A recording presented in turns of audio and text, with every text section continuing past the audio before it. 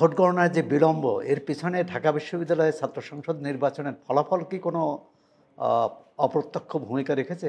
না, এখানে একটা পার্টিকুলার বিষয় তো নিশ্চয়ই আপনারা অবগত আছেন যে ঢাকা বিশ্ববিদ্যালয়ের মতোই এখনকার রেজাল্টটাও হওয়ার কথা ছিল ওএমআর পদ্ধতিতে, মেশিন রিডেবল একটা সিস্টেম তারা করেছিল। কিন্তু নির্বাচনের একদিন আগে কোনো রাজনৈতিক দল, একটি দুইটি রাজনৈতিক দল বা দুই চারজন প্রার্থী হয়তো তাদেরকে বলেছে, অভিযোগ এনেছে যে এই মেশিন দিয়ে ফলাফল রিড করা হয়, সেই মেশিনটা কোনো একটা পার্টিকুলার রাজনৈতিক দলের লোকের কাছ থেকে নেওয়া হয়, সুতরাং এখন আর এটার প্রতি তাদের কোনো আস্থা নেই।